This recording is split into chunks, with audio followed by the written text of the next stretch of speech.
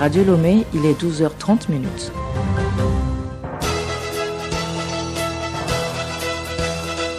Le journal Bénédicte Kanda.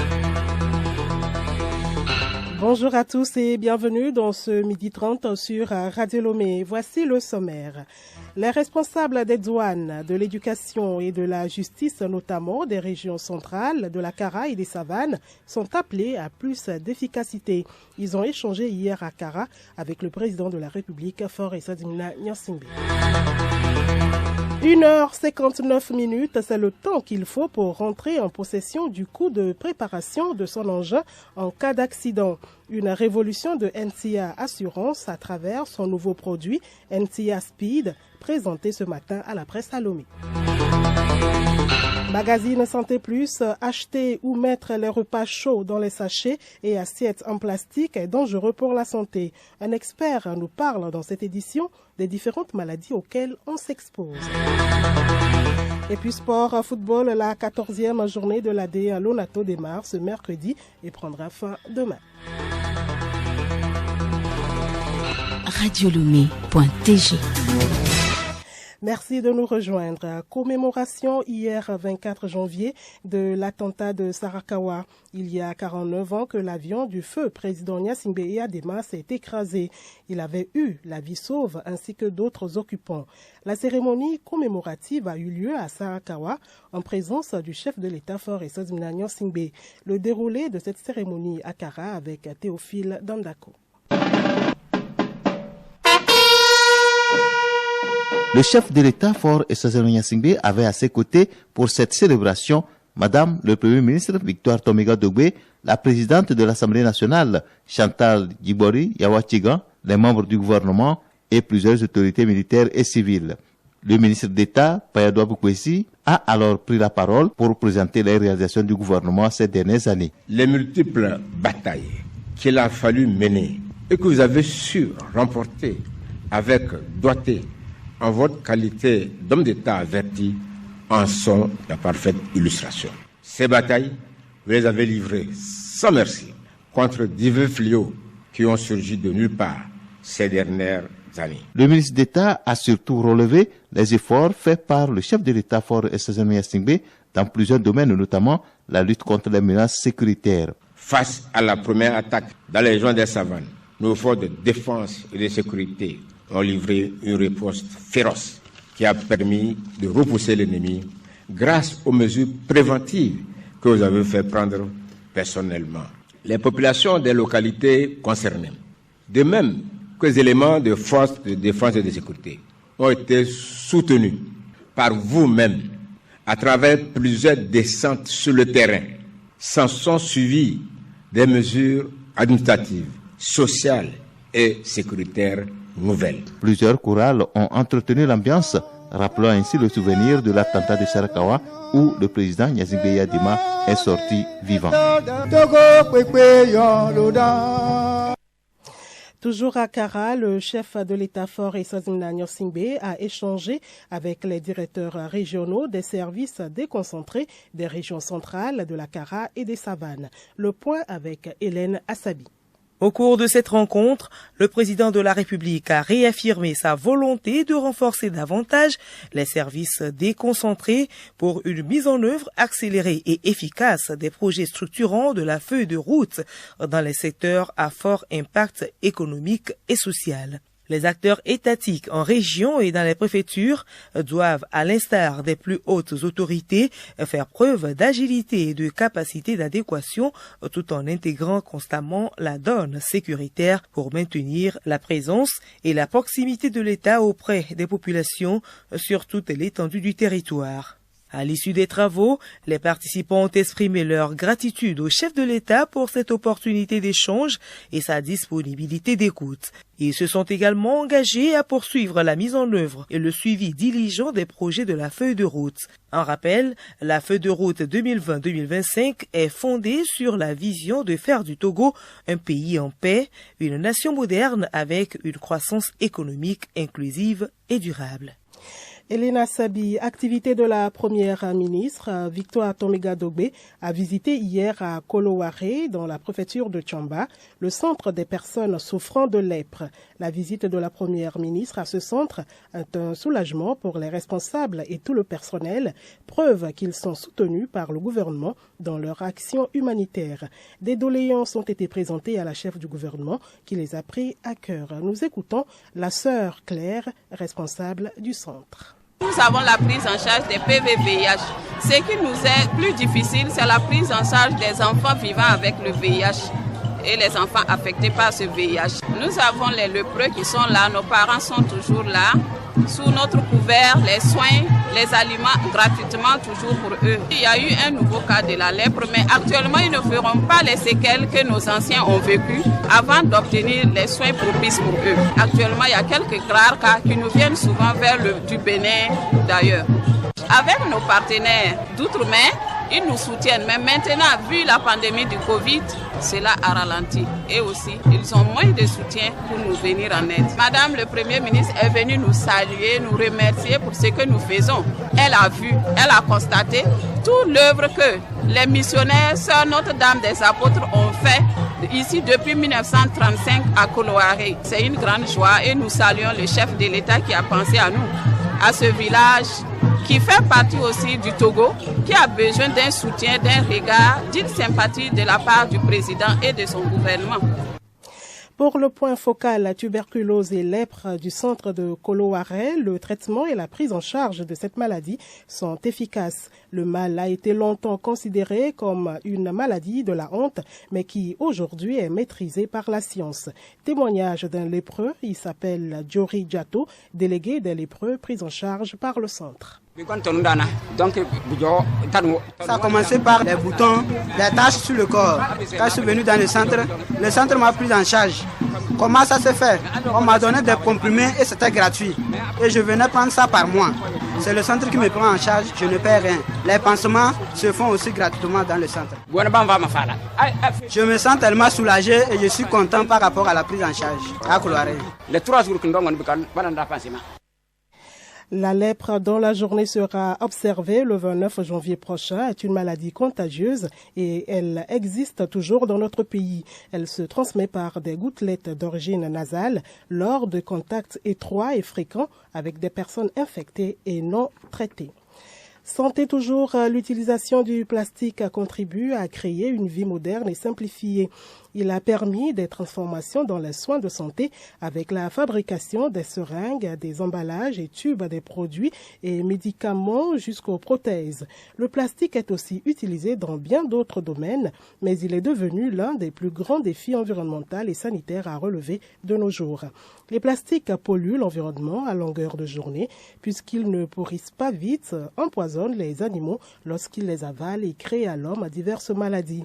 Abdou Latif Diallo, toxicologue à la faculté des sciences de la santé à l'université de Lomé. Les problèmes d'infertilité, les problèmes de stérilité sont de plus en plus importants, surtout dans nos milieux. En Afrique, autour de vous, il y a 1 ou 2 personnes qui ont des problèmes pour avoir des enfants. Je ne dis pas que tous les problèmes d'infertilité sont en rapport avec les sachets plastiques. Les cancers peuvent entraîner d'autres lésions au niveau des os, au niveau du foie, au niveau du rein. Ça peut même être de façon indirecte à l'origine de l'hypertension artérielle. Véritablement, c'est un problème sérieux et qu'il va falloir faire attention. La suite de cette édition, plus de peine à se donner pour les assurés de NCA en cas d'accident. Le nouveau produit NCA Speed leur offre la possibilité de rentrer en possession du coût de réparation de leurs engins dans un délai d'1 heure 59 minutes. Ce produit a été présenté à la presse ce matin à Lomé. Léontine Atogima. Il suffit d'appeler le 8333 dès la survenance d'un accident et l'équipe de NCA se mobilise pour toutes les démarches possibles. Une fois ces étapes franchies, le compte à rebours de dédommagement en 1 heure 59 minutes est enclenché. Yao Diket, directeur général de NCA Assurance. À partir de l'instant où le client nous donne son accord sur le devis, nous donne son accord sur le niveau de réparation, nous avons 1 heure 59 minutes pour payer le sinistre, soit à travers le mobile, Flouze ou bien Timoni, ou alors la méthode classique ancienne qui est la remise du chèque. Cette innovation fait également suite à 2 innovations que nous avons faites l'année dernière. Il s'agit donc de NC Assist, qui nous permet d'assister nos assurés victimes sur le terrain, juste en appelant le 8333, et également de NCA Express, qui permet à nos assurés de déclarer leur sinistre en ligne. Quelle que soit la partie du territoire où l'accident se fait, l'assuré a la possibilité de déclarer son sinistre en ligne en envoyant des photos à travers son smartphone. Ça nous permet d'accélérer également le règlement des sinistres. Le type de dédommagement pris en compte par NCA Speed avec Jocelyne Bamba Koumanyanou, directrice technique. Il s'agit de réparation de véhicules ou de motos qui ont subi des dégâts matériels mineurs. Il ne s'agit pas de réparation qui entraîne la présence constante d'un expert automobile. Il faut être un assuré ou un client de NCA Assurance avant de bénéficier du produit NCA Speed. Léontine Atogima, ouverture ce matin à Lomé d'un atelier régional de formation des acteurs sur l'appropriation et l'opérationnalisation du système de prévention et d'alerte précoce Volta Alarme. Durant 3 jours, les acteurs impliqués dans la gestion du bassin de la Volta vont acquérir les connaissances sur la gestion de la plateforme Maïdiwetra Volta Alarme pour la production des bulletins d'alerte précoce.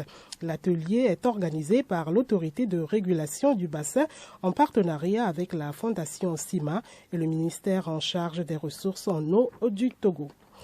Agriculture, l'Agence nationale de transformation des produits agricoles a été créée au Forum des paysans à Dapaon. L'un des défis que cette agence devra relever est la conservation et l'écoulement des produits, surtout périssables. Odette Pira. L'agence a plusieurs défis à relever. La région maritime et celle des savanes, productrices souvent des produits maraîchers, travaillent à perte.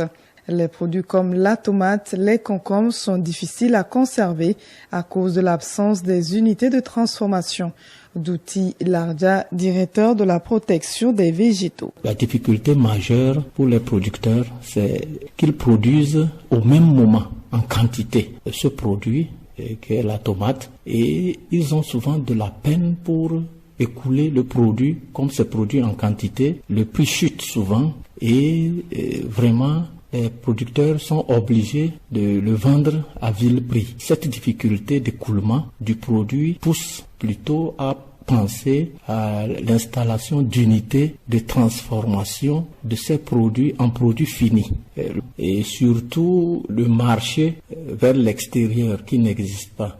Les produits céréaliers, par contre, se conservent mieux dans le nord du pays à cause du climat favorable. Douti Lardja. Et plus on va du sud vers le nord, les produits se conservent beaucoup mieux parce que le taux de dessiccation s'augmente du sud vers le nord. Dans la région maritime, les conditions climatiques sont beaucoup plus humides. Ça fait que pour atteindre un taux d'humidité, il faut une longue période de dessiccation pour pouvoir avoir le taux d'humidité qu'il faut pour conserver un produit. Alors que dans le nord, avec un climat beaucoup plus sec, nous avons un taux de dessiccation très élevé. Certains commerçants utilisent des produits non homologués pour conserver leurs produits. Ceci met en mal la santé des consommateurs. Les meilleures méthodes de conservation seront bientôt disponibles. Pour l'heure, faites recours aux bonnes méthodes pour la santé de tous. Odette Pira, toujours en page agricole. Tchévier accueille demain, jeudi, la 2e étape du forum des producteurs agricoles du Togo. Rencontre ce matin à Lomé du groupe de la Banque mondiale avec le secteur privé. Cette rencontre constitue la 2e phase des consultations pour l'élaboration d'un nouveau cadre de partenariat pays, CPP 2023-2027, du groupe de la Banque mondiale. Il est question de recueillir les avis du secteur privé afin de s'assurer que les choix opérés par l'institution répondent aux attentes et sont conformes à la vision de développement du pays. Il s'agit pour le groupe de la Banque mondiale d'appuyer davantage les efforts du gouvernement pour relever le double défi de la réduction de la pauvreté et d'une prospérité mieux partagée. Sport, la 14e journée de la DLO NATO démarre ce mercredi et prend fin demain. Le match phare de la journée est celui du stade municipal de Lomé, Dito FC contre ASCO. Milek Agbokou. Dito cherchera cet après-midi à rester dans sa dynamique de gagne, mais il aura fort à faire à un client pas comme les autres. Asco, le leader, 13 journées sans la moindre défaite, ne va pas se laisser intimider par les robots rouges. Dito Asco, au stade municipal de Lomé, il y a match. Kara va accueillir le duel entre ASK et Kakadl. Unisport reçoit chez lui à Sokodé Gomido de Kpalimé. Les Anges de Ngotien, qui ne se retrouvent plus ces derniers temps, vont en découdre avec Semassi de Sokodé.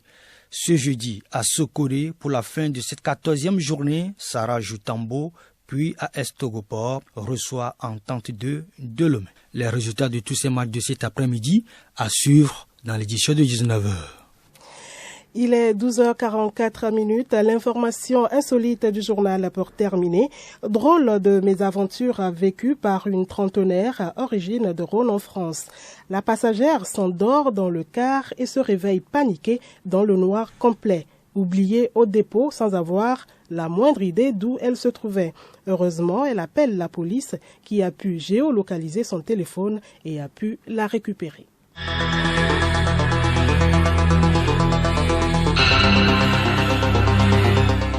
Madame, Messieurs, voilà, c'est la fin de ce journal. Merci de l'avoir suivi. Très bon après-midi à vous en notre compagnie.